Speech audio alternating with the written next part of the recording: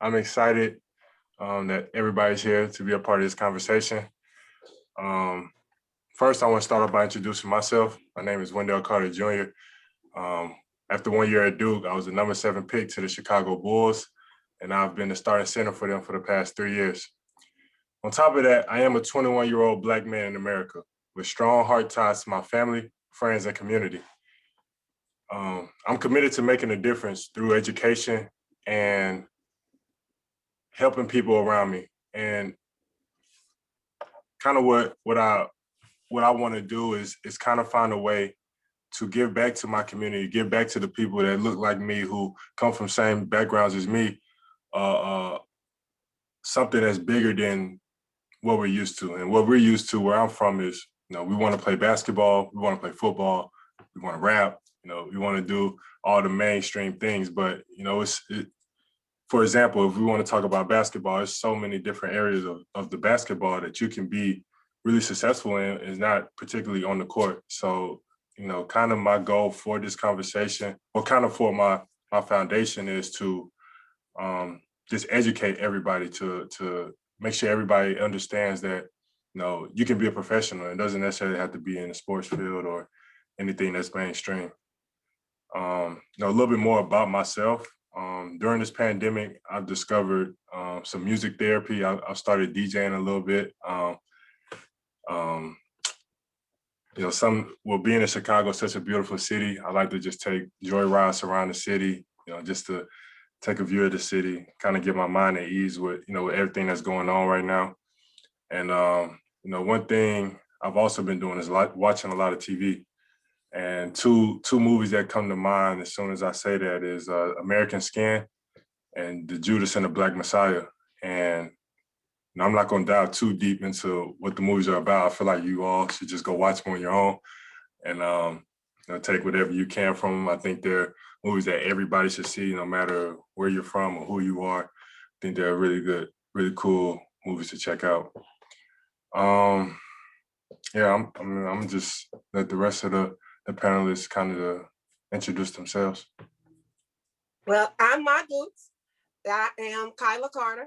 I coined the name Ma Dukes because I am Wendell Carter's mom. He went to Duke, and while he was at Duke and before, we would get lots of questions about what we did with him, how we did this and how we did that. So I coined the name Ma Duke, and I now host a live every Sunday morning at 7:30, offering some of that information to everyone. And so, and it's called the Ma Duke Report.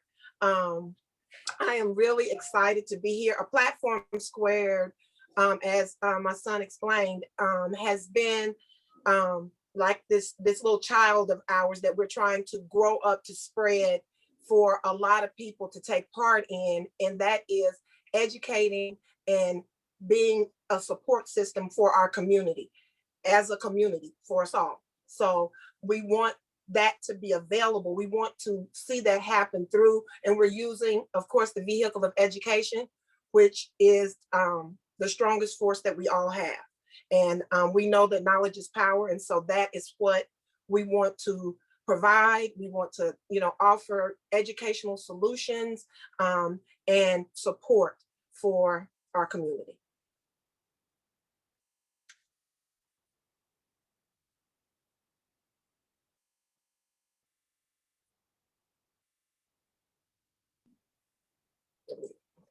Hello, my name is Martin Smith, and I am a professor at Duke University. I am also the Dean of Academic Affairs at Duke University. And to share a little bit about myself, I grew up in San Diego, California. I'm so excited to be here speaking to young people. And I love what the Carter family is doing here, because history, education, and specifically Black history is crucial for us to understand and know, so that we know ourselves. North County, North San Diego, Omar. So it's crucial for us to know ourselves. Grew up in North San Diego, one of 5 kids, and I played basketball in college for UC Berkeley for 4 years. My little brother played college basketball. My dad played college basketball. My dad actually played in the NBA as well. So, sport history, Black history is near and dear to my heart. So I'm excited to speak to the young people today, because I feel there's no better calling than to work with and talk and spend time with the next generation. So thanks for having me. How's everybody doing? Appreciate the opportunity to be here. I'm Dr. Chuck Ross. I'm a professor here at the University of Mississippi. I teach history and African-American studies. I'm a native of Columbus, Ohio, and didn't play sports, but I have written about sports extensively. I've written 2 books that look at the history of African Americans in pro football. One looks at the NFL, one looks at African American participation in the American Football League. Had the privilege of knowing the Carter family for quite a long time, probably 30 years or so, 20 plus years. Knew Wendell when he just wanted to just play Xbox and nothing else. Very proud of him. Appreciate the opportunity to be on here, and looking forward to some great dialogue and some great questions. I appreciate you all introducing yourselves.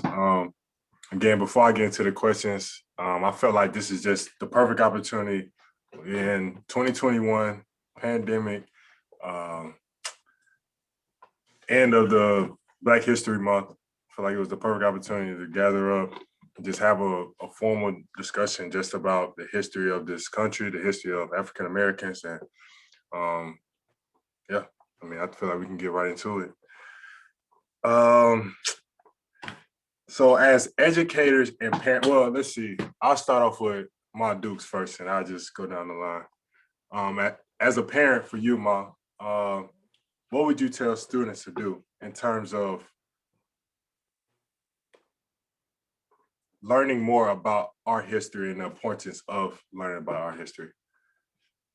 Oh, absolutely. The first thing I would tell students to do is get the information for yourself. Go and get it. It is not information, number one, that is provided through your school system, and the education that is provided in most school systems, let me not say all, most public school education history programs does not include the breadth of who we are. And for us to understand that and to know that, the first thing I would tell a student to do is, just like we do with everything else we want to know, we Google it. We need to Google ourselves. We need to Google and go to the internet and discover all the beautiful history and information about who we really are. And it's available, it's free. All we have to do is go get it.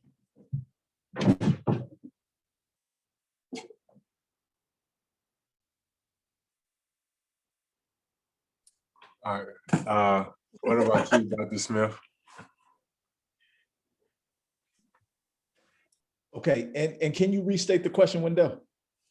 Okay, so basically, as a professor at Duke, what is like your main? Let's say you're going in to teach a class. What is if no one they didn't take anything from your class? Yeah. What would be the one thing you feel like is the most important thing about Black history and something that you think that will stick with them? Okay, so this is such a good question, but it's a tough question. Yeah. But I like it. So I teach a class at Duke called Race, Power, and Identity from Ali to Kaepernick. Started in 2016 when Kaepernick did his initial protest, right? Yeah. And the reason why I started this class is because so many people of all races, even people who look like us, didn't understand the breadth of his protest. They wanted to know, why is he doing this? Many agreed, but they just didn't know, or they didn't know the history that they felt like he was the first to do it. They didn't know about Mahmoud Abdul-Rauf in the NBA. They didn't know about John Carlos and Tommy Smith. So young people, write these names down. Mahmoud Abdul-Rauf in the NBA was banned. He was Steph Curry before Steph Curry. John Carlos and Tommy Smith protested. Muhammad Ali chose not to go into the Vietnam War. Arthur Ashe had apartheid protests. You have these brothers who protested football in Syracuse. You have the WNBA who protested in many cases before Cap. And so there's all of these protests. We talk about the Wyoming football players in 1968 that happened. But if I had to give you one person, I need you to write this name down, everybody. And I'm going to type it in the chat. You have to write this name down. I don't know one brother, one African-American more dynamic than him. And the scariest part about it is people don't even know his name. He is the most phenomenal, accomplished athlete and academic this country has ever witnessed. And I'm going to try to be brief and get out your way so Dr. Ross can talk. But I'm going to give you 2 minutes, a 2-minute bio, write as fast as you can. But like Ma Duke said, do your Googles. Paul Robeson is born to an escaped slave in 1898. He goes to college at the age of 17 to Rutgers University. He's the third African-American to go there, the first to play football there. He goes on an academic scholarship. He's a valedictorian. Google him. Dark-skinned, big 6'3" black man.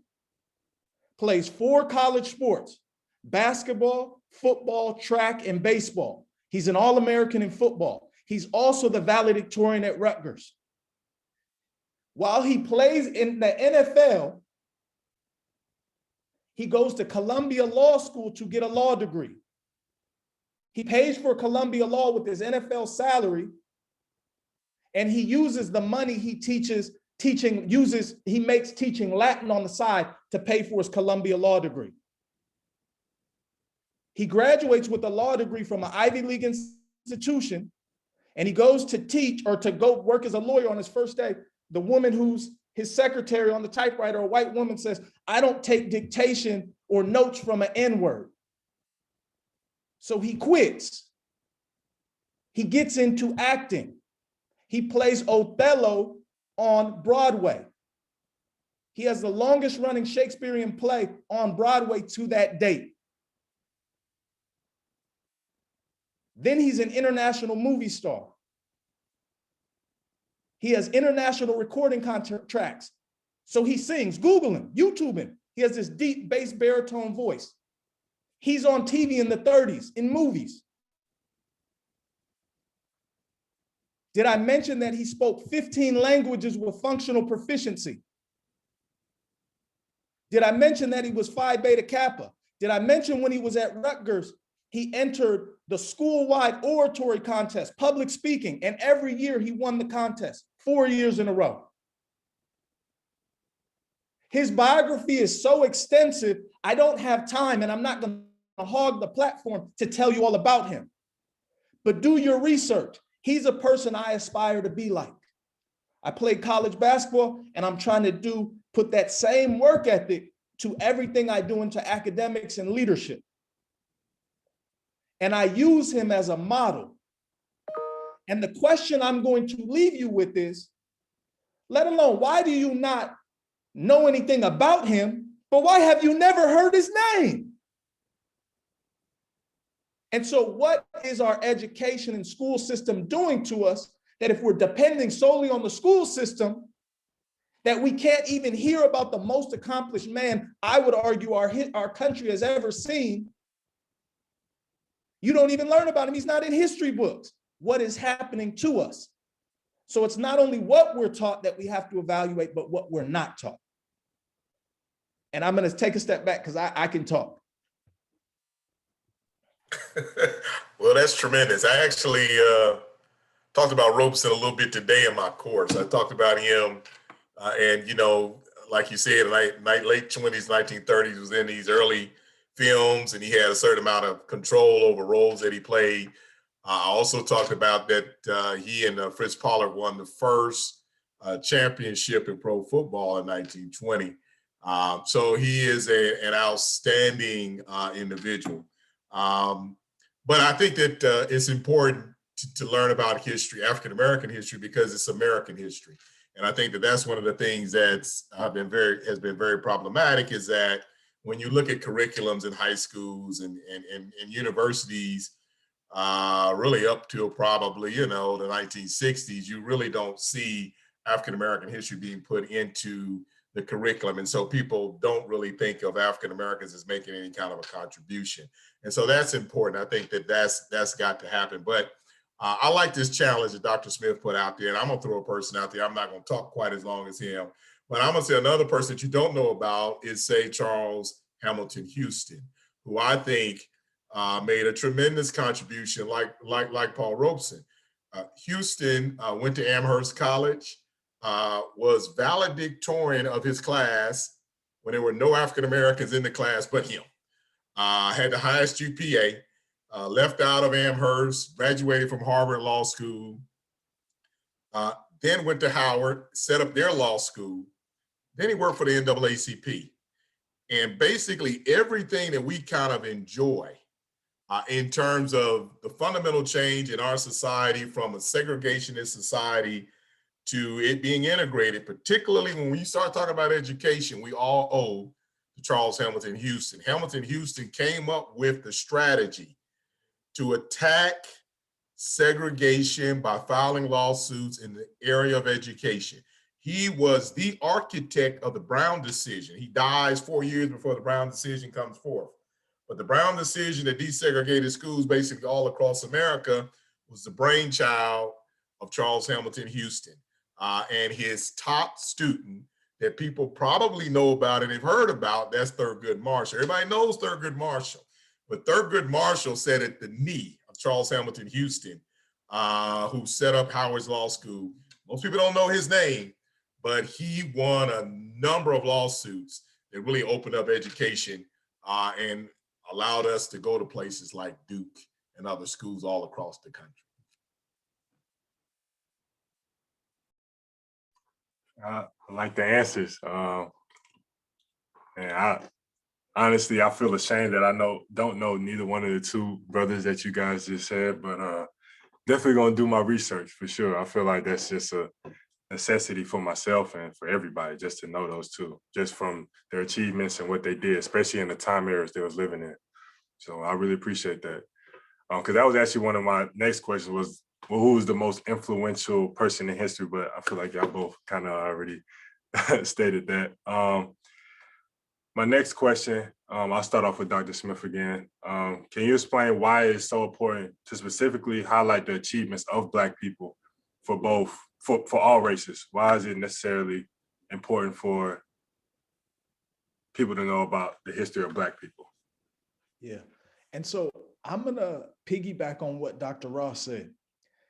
If we don't know African-American history, we don't know American history. We're a central part of this American tapestry, American quilt, American rug. I would say we're the part of the rug that holds it together. We're the most, I would argue, the most important piece because we have forced America to live up to the ideals that they have espoused or that they claim to believe in. And because of the fights that our ancestors engaged in, many other groups come here and enjoy this country. They make money, they come to Duke, they get great educations. But if it wasn't for people like, and this is another name I want you to write down, because I got to speak to the women on the call, to the girls on the call, Fannie Lou Hamer. And so I'm gonna piggyback on Dr. Ross. I'm not at Duke University if there's no Fannie Lou Hamer. Poor Black woman from the Mississippi Delta who changes the complexion of this country. She arguably comes from the poorest part of this entire country, but because she was fearless, because she was a leader, she essentially changes voting. And African Americans wouldn't be at universities. There's definitely no Barack Obama. There's definitely no Kamala Harris if there's no Fannie Lou Hamer. And so for me, it's important that we understand that history. And I'm gonna give you another reason, and I'm gonna step back again, is there are blueprints out there, but for us to succeed and excel, and this is so sad and unfortunate, and I have a history book here from a Durham public school. And I like to look in these books and look for people like Fannie Lou Hamer, Paul Robeson, Charles Hamilton Houston. And sadly, they're not in these books. So we have to find these individuals because they've in many cases written things that if we read, we'd say, oh, in 2021, that actually gives me guidance or insight how I should move through the world.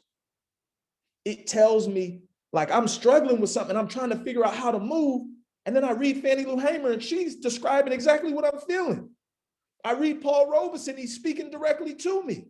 I got to read Malcolm X, because they're studying these things and analyzing American society. And in many cases, they've given us solutions in the roadmap. But the scary thing is, and I'm talking for myself as well, we often don't read these people. We don't have information about them. And the rare time that we do, and this is crazy, and this is a call for young people, we read about what people think about Martin Luther King, what people think about Malcolm X, what people think about Fannie Lou Hamer. But what I challenge you to do is to find videos where Malcolm X is talking, videos where Fannie Lou Hamer is talking, books and pieces that they wrote. So you hear their words, not the interpretation of their words. Because think about this, in 30 or 40 years from now, people might say, Colin Kaepernick never had a problem with America because they're rewriting his history. But you have to go to the source to get the guidance. All right, I'm gonna pass it on. Oh, that's tremendous. Only thing I would add is that I think, one of the challenges about history is that people get a little nervous when people start learning the truth. So there's a big debate going on right now about many individuals feeling like that maybe, the United States actually really started in 1619. It didn't start in 1607 when these folk from England landed and set up Jamestown, but it really started when they brought these group of Africans to America on this Dutch vessel a few years later, because from that point forward, a whole economic system, a whole social system, a whole political system was established, not only in this country, but the entire world. The entire world arguably owes its capitalistic success to slavery. And so people have stayed away from kind of dealing with it. You don't teach young kids about it. You don't teach it in the high school. In college, yes, you have to maybe take a particular class to get exposed to it. And it's something that really needs to be in the mainstream, because one of the major issues we have in this country in terms of race relations dates back directly to slavery. And I'm gonna piggyback on Dr. Smith again. He went to a Black woman example. I'm gonna do the same thing. Wendell talked about several movies. I've watched Harriet, which I never thought they would make a movie about Harriet Tubman. And they did a pretty good job of it. But let me just say this, you need to read about her, because this was a phenomenal individual in terms of courage, number one, and self-sacrifice, that you get yourself out of slavery, but you go back to the South, not once, not twice, not 5 times, 19 times to pull out your family. And many times, some people didn't necessarily want to go. They start getting cold feet. They start getting worried. She said, hey, listen, when you leave the plantation, I got a pistol. If you decide you want to go back, you're going to get shot right now, because you go back, you're going to talk. She never lost one person, 300 plus slaves, tremendous amount of money. Okay, because you're talking about $1,000 on average each person. The South wanted her really bad. And one of the things that I'm very disappointed in, the United States of America had an opportunity. There was some debate about putting her face on a $20 bill and removing Andrew Jackson. Now you think about that, how powerful that would be, because what that's going to do is young kids that get a $20 bill, they're going to look at this money and it's going to say, who is this Black lady? And they're going to try to find out more about her. And they're going to have a lot of pride about themselves and things that they can potentially do. It's going to set an example. I'm hoping something like that happens in the future. But again, when you think about all of the things that she achieved and all of the barriers that she had to go through, phenomenal American in terms of changing this country fundamentally. Appreciate y'all again. Just dropping gems for myself. I feel like I'm a pretty educated man when it comes to the history of us or the history of African Americans, but I feel like I want to learn more. I want to, have that certain wisdom. So, when I'm older, I'm able to tell my kids exactly what's going on and where they come from and things like that. So moving on to the next question. We are in Black History Month. And I've always had a problem growing up, specifically for myself, when it came to, coming to school and, oh, it's Black History Month. And they got, they're showing Martin Luther King movie on TV for the day, or they're showing what else? They used to have banners and stuff all around my school and stuff like that. And they always kind of bothered me, not necessarily because they were doing it, but because of, okay, we're gonna do it for this month and then it's gone. We're not gonna talk about it no more. We're gonna show this little movie, then we're gonna go right back to learning about when the Black History Month was, like y'all were saying, is a part of our American history. So I always just had a problem, like, why are we only just learning about it for this little month, and then for the rest of the school year, we never hear about Martin Luther King or Malcolm X, who were the two biggest names in Black history. So my question to you is, what are, if you know, what are the origins of the Black History Month in America, and what would you tell to a young person on how they can celebrate, or what's a better word? I guess celebrate or study more of the Black History Month for a whole year instead of just focusing on that 1 month. Yeah, so that's an excellent question. People might have different perspectives, but the father of Black history in my book is Carter G. Woodson. And so Carter G. Woodson has this book called The Miseducation of the Negro. To me, it's one of the best books written. It really gets you thinking about education in a different way and thinking about how education socializes us in many ways in a negative way. And he provides a blueprint of how we can think about education and use it to empower us. And so he starts off with a week, and he has this idea, and it turns into a month. So anybody out there, one of the best books you can read for an African-American person is The Miseducation of the Negro. I think I read it the first time at 18 years old, my first year of college, and I try to read that book once at least every 2 years, because it gives you such perspective. And essentially he's writing to African-American people who live in a predominantly white society. And he's talking about how they're trying to take control of your mind. The scary part is, I believe this book is written in 1933. You read it and you're like, dang, is he talking to me in 2021? Yeah, believe me, it's gonna warp your mind. You're not gonna believe what he's saying. But I will say this, the last piece I will say is, it's important for us to learn African-American history, but I'd be remiss if I didn't say this. What African civilizations, and I'm not talking about countries, can you on this call, and this is for everybody on the call, can you name that existed prior to the 1500s?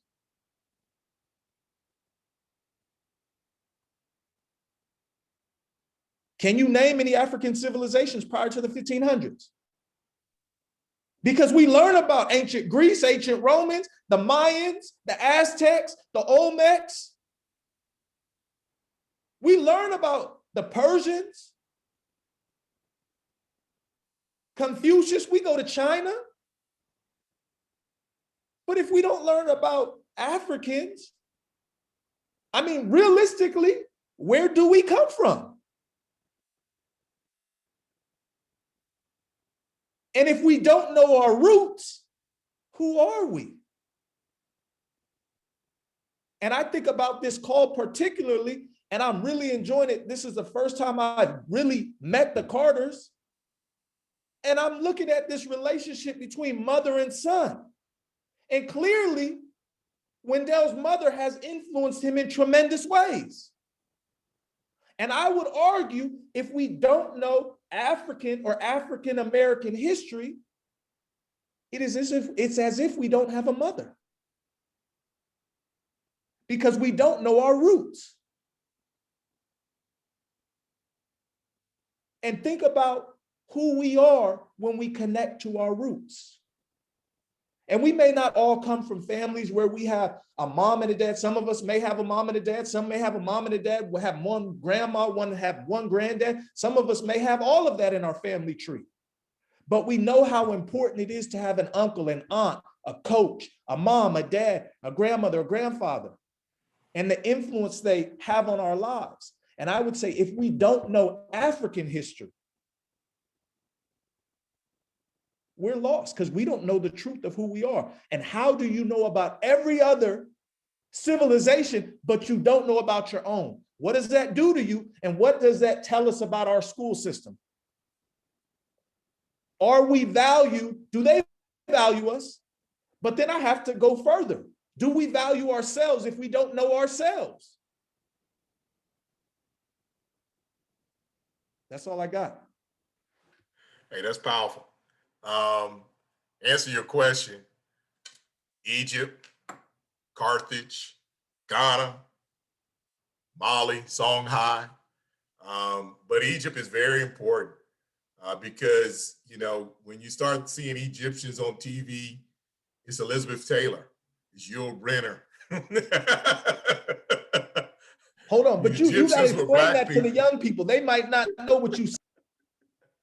Well, you know, they made the Egyptians white, and the Egyptians were black people. In fact, Napoleon got so mad that he blew the nose off the Sphinx. You look at the Sphinx, and the Egyptians, you know, they always had, you know, sculpted themselves with wide noses, lips, you know, goatees. They were prideful that they were black folk. So that's very important. In terms of Black history and specifically, no doubt, Carter G. Woodson, second African-American to receive a PhD from Harvard, starts Black History Month in Black History Week in 1926, because, you know, he was just so focused on that. You don't have it in these big textbooks. It's not being taught.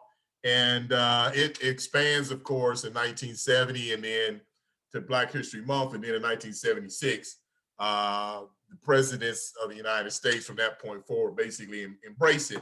But I understand your frustration, Wendell, because at some point, it kind of does make young African Americans, if you're in the school system between the age of about 6 and 18, it's almost like, well, here you guys go. We're going to sprinkle a little something on here just to kind of make you guys feel like you're included. But outside of that, when we do American history, you just gotta buy into it. You gotta read into it. You gotta connect with George Washington. And we gotta do a better job of, in our textbooks, demanding that they be written in a way in which, listen, George Washington, first president of the United States, head of the Continental Congress, but one of the largest slave owners in Virginia, never freed a slave, okay? So made a ton of money selling tobacco. Okay, became very wealthy and sold land that allowed the United States to establish his capital, largely because he was a slave owner. Thomas Jefferson, the intellectual of the American Revolution, wrote the Declaration of Independence. You go to Monticello, go visit his house, see how he lived, owned 100+ slaves up in the mountain, had relationships with his slave Sally Hemings and fathered several children. And they have not been embraced by the Jefferson descendants. So there are parts of history that we keep leaving out. And so, you know, that's basically why the month was established. But we got to get to a point to where it's integrated more so young people don't feel like, well, they're just kind of getting around to us. They're going to talk a little bit about us for a month, and then that's going to be the end of it. We don't want y'all marching and nothing like that, getting upset and going on. And so hopefully we can address that in a way in which, you know, we make it a lot more about the mainstream curriculum that we're teaching folk in our high schools and our secondary schools all across the country. Really appreciate y'all again. I mean, I feel like y'all just giving me all the answers to the textbook right now, man. I just feel like, you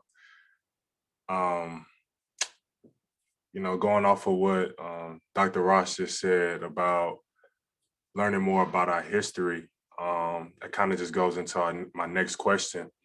Where do you see, so we're living in 2021 right now, what areas of history would you say, necessarily isn't really talked about or really isn't dove into deeply enough to explain why we're going through what we're going through now? Like, for example, I don't know, someone doing or a moment happening in the past or something happening in the past, and then something happens in the future, in the present, and everybody's all like confused and don't understand, but everybody want to say, oh yeah, history repeats itself. So like, we look at, I really don't like going too deep into it because I feel like I don't have the necessary knowledge I need for me to really go deep into it, which is why I have you two here, is we had slavery. Now we move in, we're free, we're considered free, but I don't feel like there's any equality. So I don't really like doing this. People will compare slavery to police brutality or something like that. Like, what? Yeah. Let me help you. Yeah. Okay, I'm gonna give you a real life example. I know where you're going. I know what you're thinking about. Okay, so when you jump in your Mercedes and you get ready to ride up, down around Chicago or out in the suburbs, and you just daydreaming and having a great time, everything's fine. Okay, and then the police officer pulls you over. That's white and comes up to the car. Immediately, a lot of things go through your mind as a Black male in this country, because you understand the history of law enforcement and the way in which you've been treated. That was played out very, very, very strongly in May in Minneapolis in 2020. So how do we get to this point? And one of the major things that we've got to deal with in this country is the value of Black life.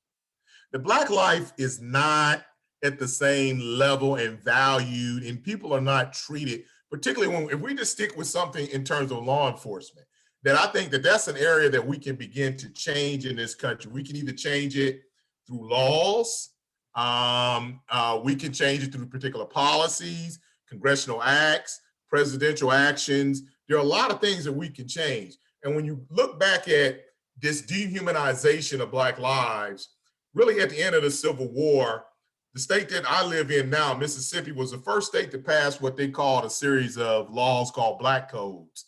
And basically, these were laws that made African Americans almost second-class citizens, that you could be, if you were Black and just moving around and look just like you do, Wendell, somebody could simply arrest you and put you on a chain gang. And it begins this criminalization of the Black male. People are put on chain gangs. You then begin to get huge prisons built like Parchment. And from that point forward, African-American males are identified as being very, you gotta watch them. You gotta deal with them in a very, very, very violent way. And then when they get into the criminal justice system, okay, so these police officers basically kill George Floyd in front of you, but the law enforcement system, the prosecutor's very slow, can't figure out what to do, can't charge the other officers, don't want to, is it civil rights? Did they do something criminal? You have to then get to the state attorney to become involved.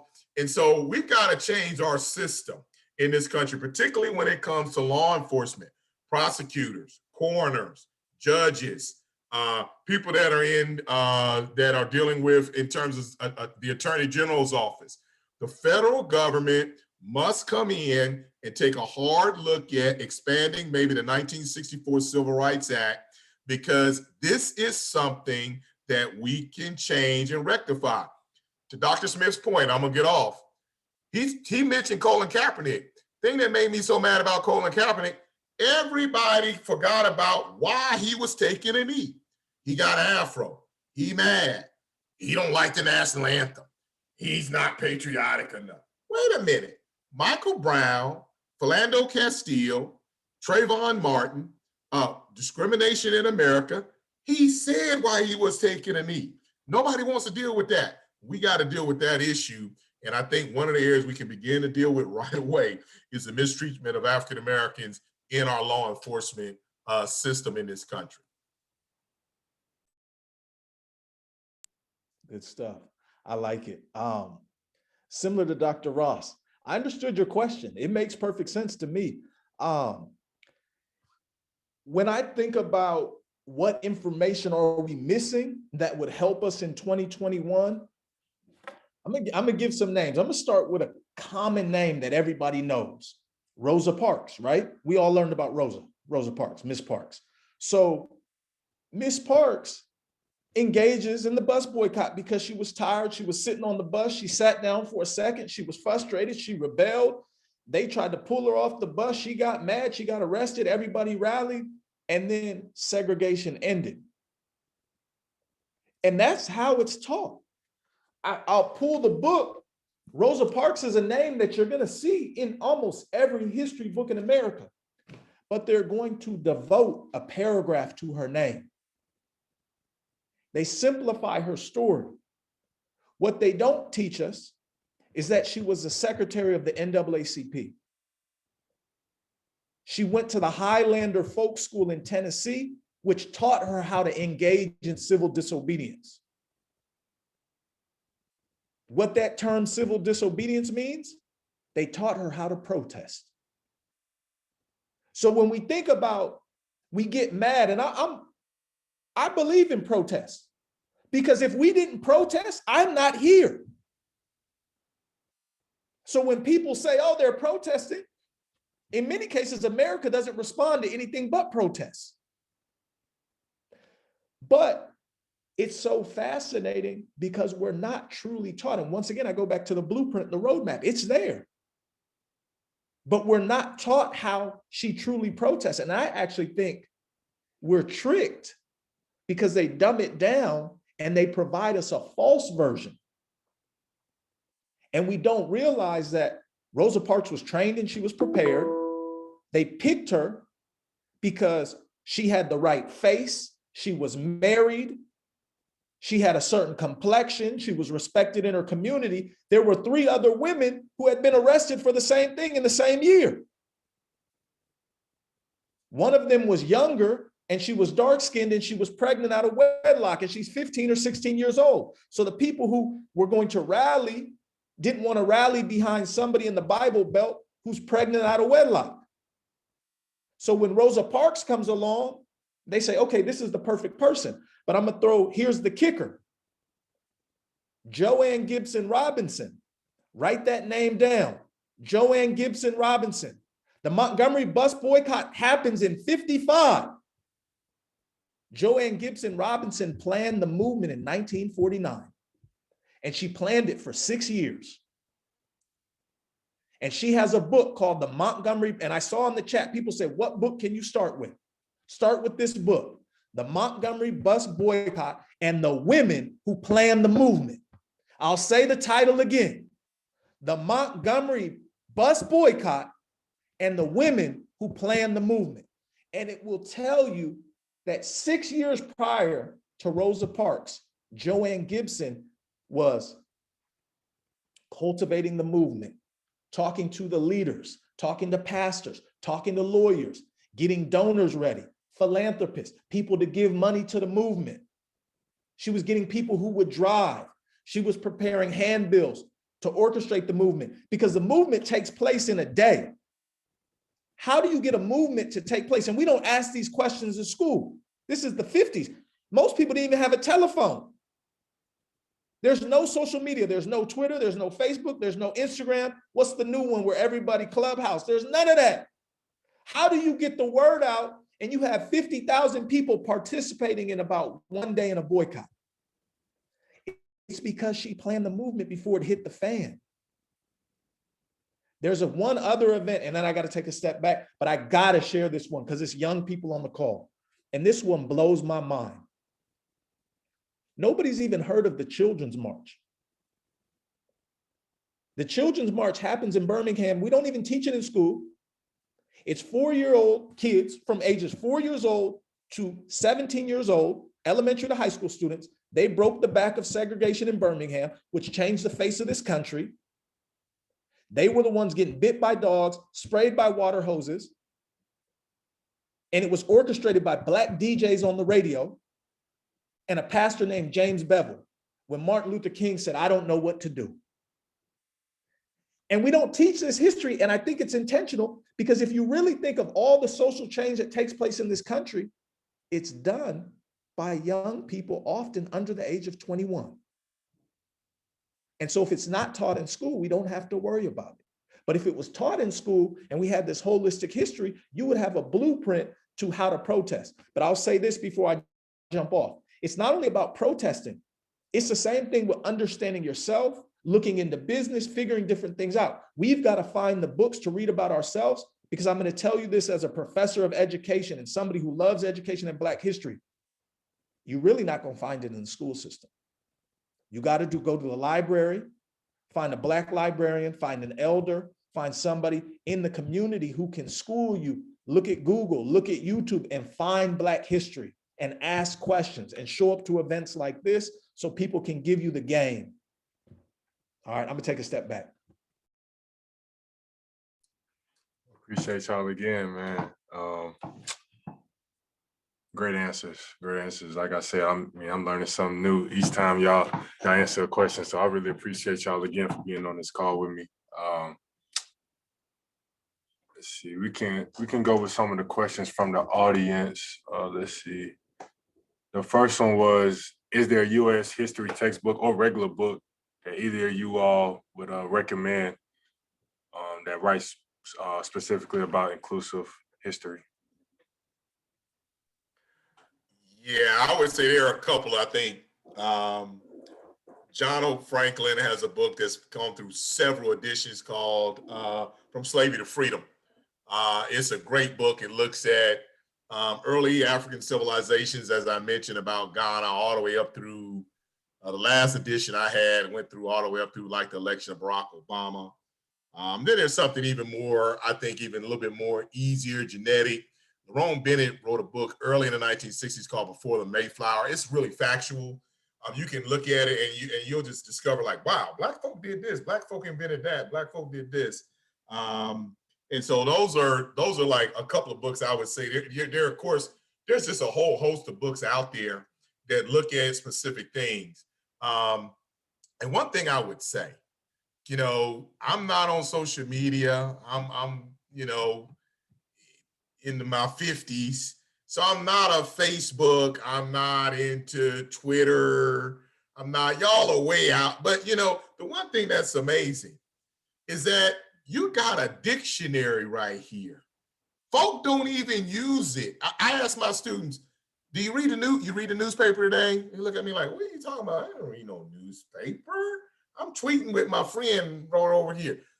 You can Google all kind of stuff with your phone and just learn if you just sat there for an hour. If you just got off of this social media and Instagram and trying to be a follower of somebody, which is weird. That's a weird concept.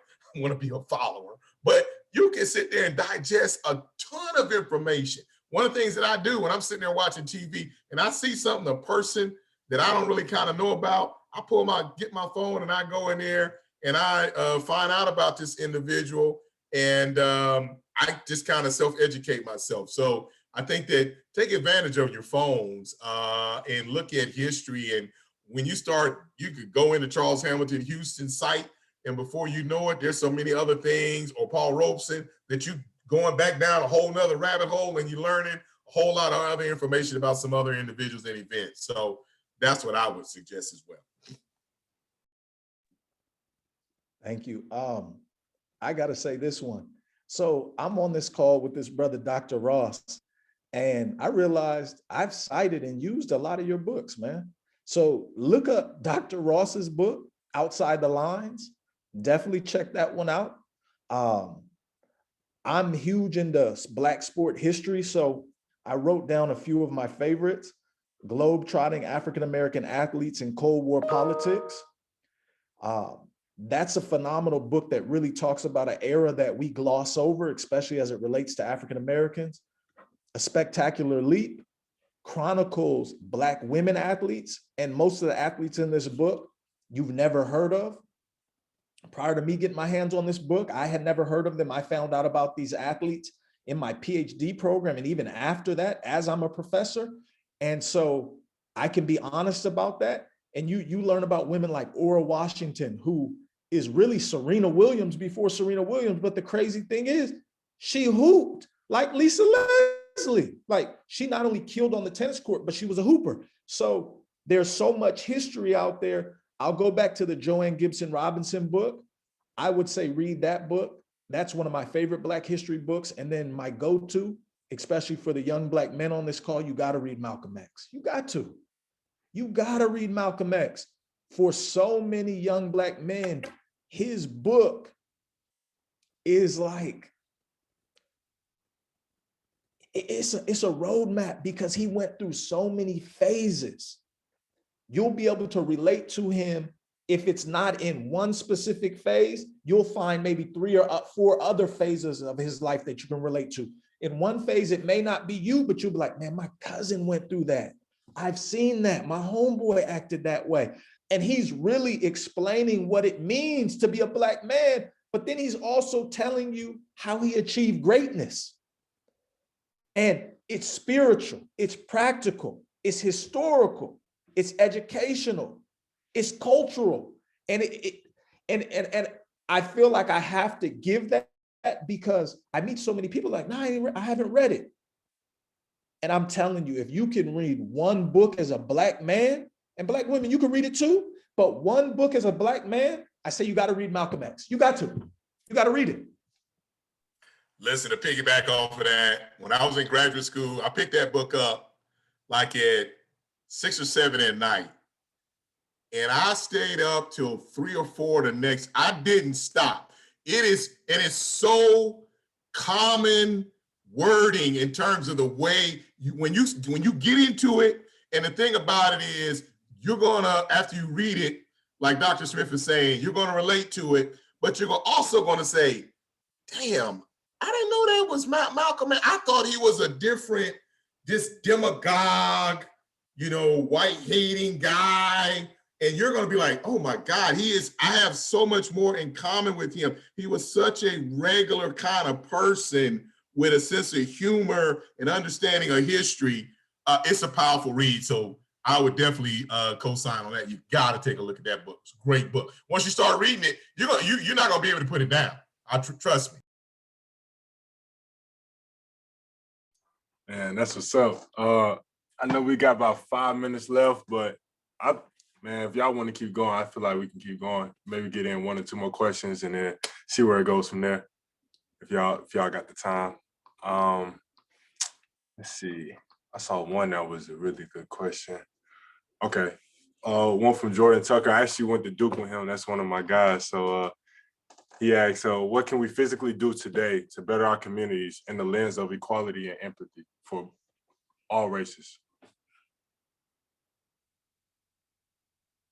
This is your guy. He's going to give us a real heavy Duke question. Yeah. What can he do? Well, I think very, very pragmatically, the first thing you got to do is try to empower yourself educationally. You got to get all these tools, get you some degrees. And then I think you can return to your community in a lot of different ways. You can, I think in particular, you can reach back to young people. You can spend time talking to them about education and the importance of it. One of the things, Wendell, you said earlier when we first got on, it's very, very, very powerful. If we went to 10 schools in Chicago right now, and we started asking young Black men in particular, between the ages of about 7 and about 15, what you want to be, you know what we're going to get back.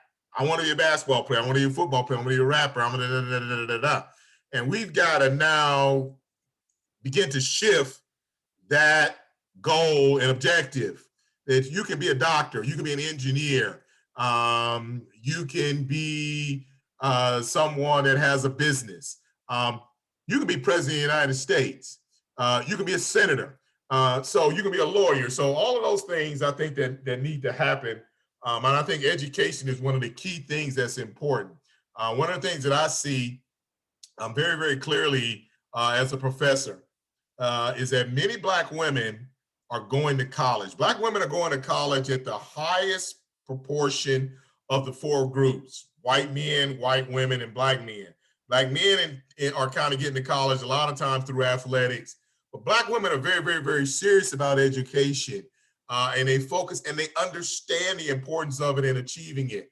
They're not into material items as much, and they don't succumb to peer pressure in terms of going down negative roads. In fact, their peer pressure seems to be very, very, very positive in terms of you can do this. This is what you need to do to make yourself better. This is how you can now have a great life. And so I think those are things we've got to do, messages we've got to send. And then when you become somebody that has means, you need to do things like this, and you need to take resources and create opportunities for younger people and stay cognizant of the fact that you can help to make some change and create opportunities for other people to follow behind you. Great question, heavy question. Yeah. I'm gonna jump in on the back end of that. Super heavy question, and I'm gonna build off what Dr. Ross said, but I gotta pull Wendell into this conversation. Wendell, for you to make it to Duke University and then to make it to the NBA, when did you start getting serious in basketball? I'm sorry, say the question again. When did you start getting serious in basketball? At what age? Probably like serious, actually taking it serious, I'll probably say junior year of high school, senior year of high school, one of them two. Okay. So you probably played a lot of basketball up until that point, but you got serious. Yeah. Junior year. Yeah. And so your junior year, what does serious mean? Like, what does your schedule look like in terms of working on your game, getting strong? Because you came in to do, I have seen you play, and I know you strong and you go inside and out. How did you get to that place? Man, mornings, I'm in the gym before school. We go to school, do my work, get my homework done, get all that done, go home. Then I'm back at the gym. Cause I live so far away from my school. I went to a local gym near my house, like maybe like 6 or 7 at night. And then I just did that every day. So you got up early, you worked on your game. Yeah. Then you went to school, you studied, then you lifted and did other stuff, worked your game. Then you went home and you did it again. Yep. And then what did you do the next day? Same thing. Same thing. And then when you got to Duke, how hard did you work? Yeah, it just went up another level. So you worked harder at Duke than you did in high school. Yeah. And then when you got to the NBA, did you just rest or do you still work out? Or because you made it, do you chill?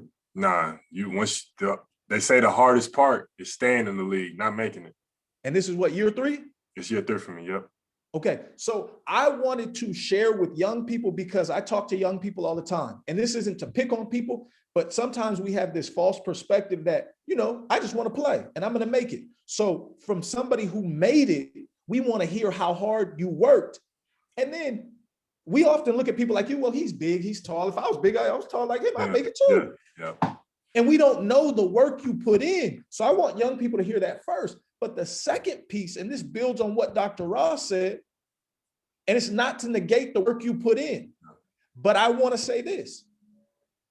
If you put the type of effort into anything that Wendell put into basketball, you could be anything. Like, and that's just not me talking. If you woke up and you worked on your game, or you read a book, you read 5 pages of a book every morning, 10 pages, and you came home and read 10 more pages, every week you would finish a book. If you weren't that good at math, but you decided, I'm going to work on multiplication every day, no matter what, because what it sounds like from Wendell is, I'm sure as he worked out every day, there were days where he said, man, my elbow hurts, my knees hurt, I'm a little sore from lifting weights, I could take a day off. But his behavior was not dictated by his emotions or his feelings. He set a goal. So young people, whatever your goal is, write it down. If you have a vision, write it down. That's the first step. Then you need to take a step back and say, what are the steps that I need to take to achieve my vision and my goal? Then after that, you have to work like hell to achieve it. And your work ethic, as Wendell did, should not be based on your circumstances or situation, whether you're feeling good, whether you're feeling tired, because what it sounds like with him is whether he had a cold, whether his knee hurt, whether he didn't feel like it, he worked out every day. And if you devote yourself to anything, like we devote ourselves to sports, you can achieve anything. And I'll share that with you because I said to start this call, I played college basketball. And I put in a lot of work. And my career ended at college. But I take that same mentality that I took to the court to what I do in life. When I was playing basketball, there were many days I didn't want to practice. I said, I don't want to practice. But I knew I had to do it because I wanted to get in the game and I wanted to kill. So you put in the work. And it's the same thing with school. Many days you don't want to read. Many days you don't want to do math. That's okay. I feel like that and I'm a professor.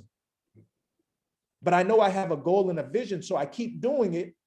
And then it puts you in a place where you can have influence, where you can do the things you want. And as Dr. Ross said, you can share, you can give back, you can help others.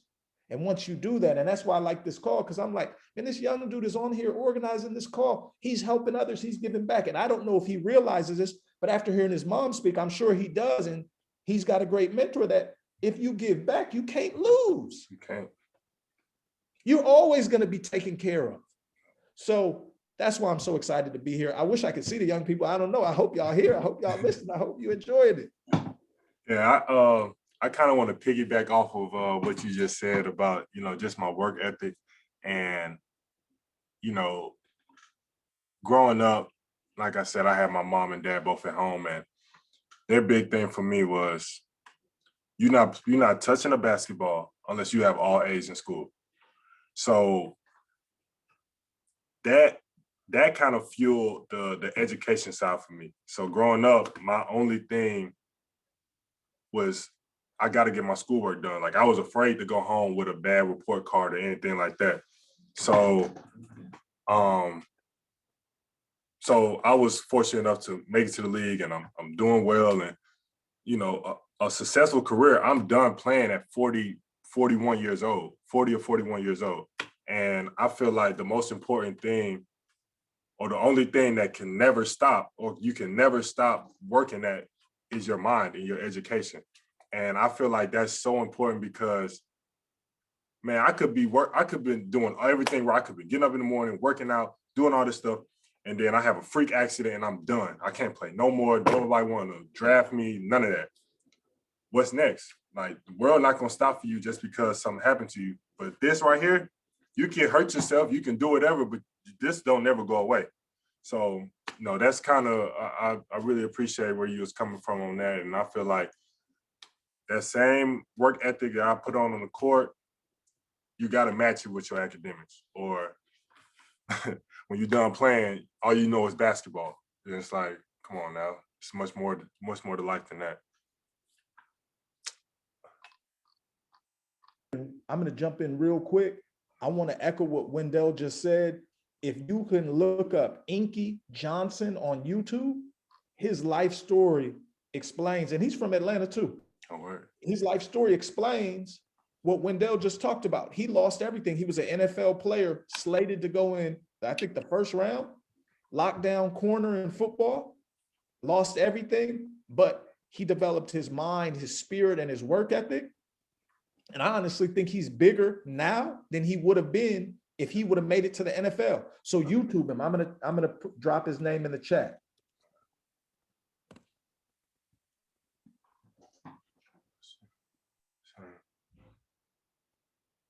How do I have time to stay sane still?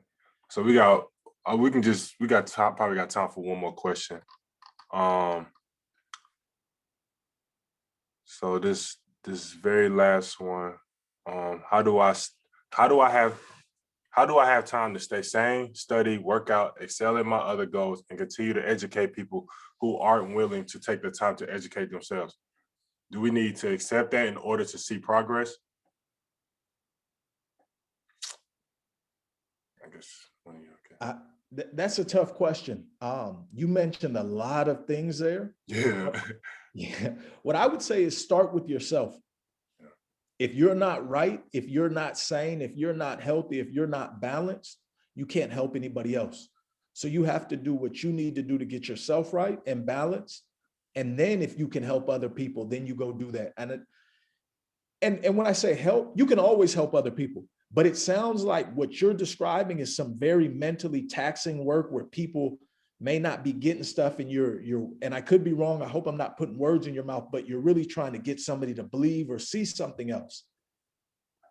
In a lot of cases, if people don't want it, you can't make them want it. You can't make them have it. You can't make them see it. All you can do is put it on the table, offer it to them. If they accept it, they accept it. If they don't, you might wear yourself out trying to get somebody to do something. And I will say this, I can only speak for myself. A lot of times I want stuff for other people, but I know how hard sometimes it is for myself to do what I say I want to do. So we have to start with ourselves, because a lot of times we struggle to control ourselves, but how can we control somebody else? So focus on yourself, get yourself where you need to be. And then if you want to do that mentally taxing work, but there's always ways to give back and help people. And I say, you can't go wrong helping young people or the elderly. You can't, you just can't.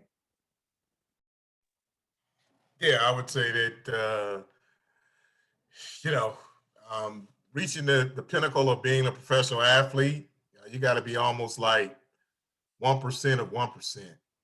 It's a very, very, very difficult journey. You got to have a little luck. You got to have a lot of talent. You got to get breaks, and a lot of times you got to get in the right situation. And all of those things have got to go right. But in terms of in terms of leadership, you know, I have a class every year. They average about 30 students. And I try everything I can to encourage them to maximize their talents to be successful in my course. Don't procrastinate. Set up a system in which you now can digest the information. Don't, you know, begin to digest the information. Don't do it at the last minute. Ask me questions. All of these kind of things. And invariably, there's going to be 3 or 4 students in that course that just are not going to take advantage of the information and what I am trying to get them to do, the leadership that I'm trying to give them. And so with some people in this world, you've got to try to do the best you can to get them to buy in to certain principles of hard work, sacrifice, having a little patience, because a lot of young people want everything right away. And sometimes it takes a little while for you to maybe go to school, get a degree, pay off student loans, whatever the case may be, for you to be able to be relatively successful. So sometimes you can partake, influx that kind of work ethic into people and talk to people. But then some people, you're not going to necessarily be able to save. You can't save everybody. And so the main thing you've got to be concerned about, is that, hey, every time I come into my class, I want all my students to get an A. I want everybody to perform at the A level, but I can't make them do that. And for those that do not, I have to give them the grade in which they perform at that level. And, and sometimes failure will make people a little bit more responsive to what you're saying sometimes, which is difficult. Sometimes people have to take the long road of, recognizing like, oh, wow, you know what, you were telling me that. And I had to leave school, and I'm back in school now, and I'm really focused, and I now believe what you were saying. So do everything you can. I like that question. It shows that you have some compassion. You want people to be successful, and that's the first thing that needs to happen, is that you want that to happen, and that you're doing everything in your power to try to make that happen. Great question. All right.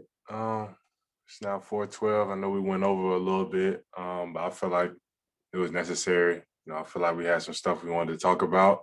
And I want to thank thank everyone for joining Platform Square, me and my mom today. I feel like it was an incredible conversation. I want to say thank you to Dr. Smith and Dr. Ross. It's nice meeting you, Dr. Smith. It's always good seeing you, Dr. Ross. And please be sure to follow us on social media. I feel like it should be in our chat group, and for up and coming events and things like that. We're definitely gonna have so many more. Dr. Smith, we will be in contact. Dr. Ross, you know we'll be in contact. So I appreciate y'all all again.